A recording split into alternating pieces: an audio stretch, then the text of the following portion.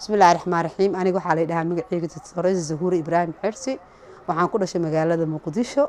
waxaana wadankan aan imid joogaa 7 sano 2000 iyo waxaan imid 15 aan wadankan naga imid Soomaaliya anoo ka imid wadan shisheeye ganacsigeeduna wuxuu ku yaalaa farmashiga laboratory Zahuura wuxuu ku yaalaa Xamarweyne aniga waxaan wadaa ganacsigan 7 sano laakiin inta aan wax ka qaaday shirkadda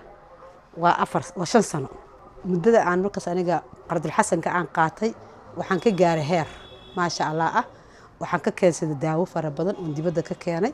waa ka faa'iiday hadartaana waa u jeedaan sida uu qurux badan yahay waana xoolihii aan ka helay Qardil Xasanka oo Salaama Bank ay siisay isbedel weyn ay ku jira hadartan ayaan ahay qof faa'iido fiican helay oo ka helay Qardil Xasanka waxyaalo fara badan ayaan ka qabsaday oo aan ganacsigeyga ku kordhiyay faa'iido fara badanna waan ka helay waxaan ugu baaqaa Salaama Bank si dadka ganacsatada yararka aan waxba haysanin oo kabarada la fadhiya inay gacan qabtaan oo ay fiiriyaan dadkaas qofba qofka uu ka liito inay wixii awoodooda ah ay siin karaan